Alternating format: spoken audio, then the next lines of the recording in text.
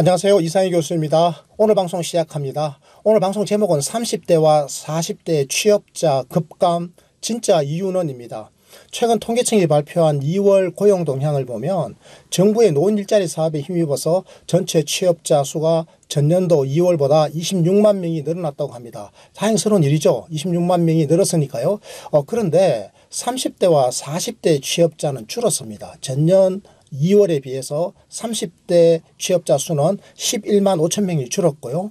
40대 취업자 수는 12만 8천 명이 줄었습니다. 사실 30대와 40대가 노동시장의 주축이기 때문에 이분들의 취업자, 이 연령층에서 취업자 수가 줄어들었다고 하는 것은 굉장히 가슴 아픈 부분이 아닐 수가 없는데요. 그런데 이것이 말입니다. 정확하게 그 이유가 뭔지를 찾아내야 됩니다. 왜 이렇게 된 건지 이유를 알아봐야죠. 그래야 그 이유에 합당하게 책임을 물을 수가 있고 또 맞춤형의 대책도 세울 수 있기 때문입니다. 지난 3월 21일 한겨레 신문에서 바로 이 작업을 했습니다. 통계청의 경제활동 인구 조사 원 자료를 분석했는데요. 그 결과를 보니까 뭔가 좀 가닥이 잡히는 것 같습니다. 30대와 40대 취업자 수는 2015년부터 동반 하락하기 시작했는데 그 감소 폭이 해가 갈수록 커지는 추세였습니다. 특히 인구 대비 취업자 수의 비율, 그러니까 이게 고용률이죠. 고용률도 줄어들었습니다. 30대에서 0.5%포인트 줄었고 40대에서 0.2%포인트 낮아졌습니다. 그러니까 2월 기준으로 30대와 40대의 고용률이 이렇게 동시에 감소한 것은 2009년 이후 처음이라고 합니다. 이 고용률이 낮아졌다고 하는 거요. 이건 정말 우리가 무겁게 받아들여야 되는 거죠.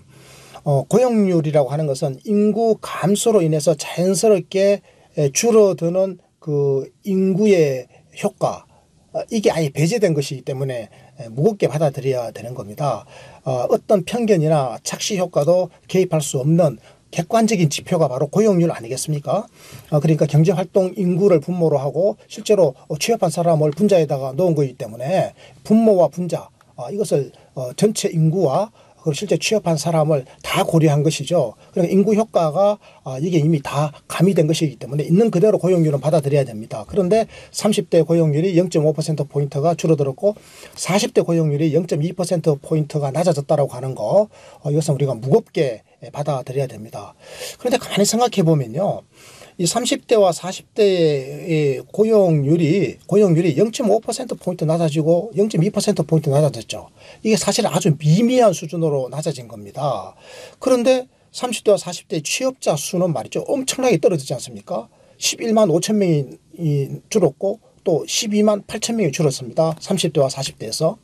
이걸 어떻게 이해할 거냐라고 하는 겁니다. 여기에는 엄청난 착시 효과가 있다라고 하는 거죠. 이걸 우리가 정확하게 드러내야 되는 겁니다.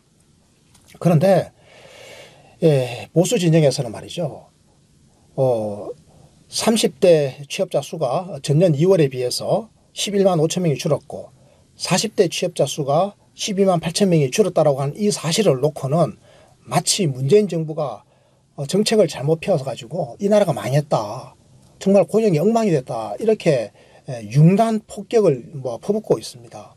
그래서 소득주도 성장 때문에 이런 일이 벌어졌으니까 소득주도 성장 당장 폐기하라. 이렇게 지금 거세게 요구를 하고 있습니다. 연일 비난을 쏟아내고 있는데요. 진실이 그렇다면 실제로 문재인 정부의 잘못된 정책 탓에 30대와 40대의 고용이 줄어들었다면 그 비판은 정당한 것이죠. 하지만 어떻습니까, 여러분? 진실은 그렇지 않습니다. 인구가 줄어들었기 때문에 전년 대비 취업자 수가 줄어든 효과가 엄청나게 크다라고 하는 겁니다. 이거는 이것대로 우리가 고려를 해야 되는데 이것조차도 전부 다 소득주도 성장 탓이다, 정책 잘못 탓이다 이렇게 비난하는 것은 이것은 정치적으로 도의적으로 있을 수 없는 일입니다. 진실에 입각한 비판이 아니기 때문인 것이죠. 30대와 40대 고용이 부진한 것은 분명합니다. 그 이유를 따져보면 인구 효과가 바로 이 경기 요인이라든지, 사실 경기 요인은 우리가 어떻게 할 수 없는 전 세계적 경기 요인이 있지 않겠습니까? 그리고 또 정부의 정책적 요인이라든지 이 두 가지 요인보다 인구 효과 요인이 압도적으로 컸다라고 하는 겁니다. 제가 지금 그 설명을 잠깐 드리려고 합니다. 실제로 분석을 해보니까 인구 효과가 엄청나게 컸습니다. 30대의 경우에는 인구 효과가 실제로 취업자 수 감소분 11만 5천 명의 70%를 차지했습니다. 그러니까 11만 5천 명 감소한 것 중에서 70%는 인구 효과였죠.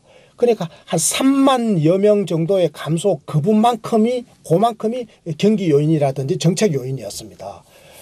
그런데 이 전체를 마치 정책 잘못인 것처럼 소득주도 성장 탓으로 몰아가는 것은 부당하다 이런 생각을 저는 하고 있습니다. 40대도 마찬가지입니다. 40대는 인구 효과가 더 크게 나타났습니다. 40대의 전년 대비 올 2월에 취업자 수 감소폭이 12만 8천 명이라고 제가 말씀드렸지 않습니까? 이 12만 8천 명 중에서 11만 명은요 인구 효과로 인해 가지고 줄어든 겁니다. 그러니까 40대 인구 자체가 줄어들었기 때문에 그래서 취업자 수가 줄어든 효과, 이게 바로 11만 명이나 되는 겁니다. 그러니까 12만 8천 명에다가 11만 명을 빼면 고작 1만 8천 명만 경기 요인과 정책 요인에 의해서 실업이 된 겁니다. 취업을 하지 못한 거죠. 취업자 수가 줄어든 거죠.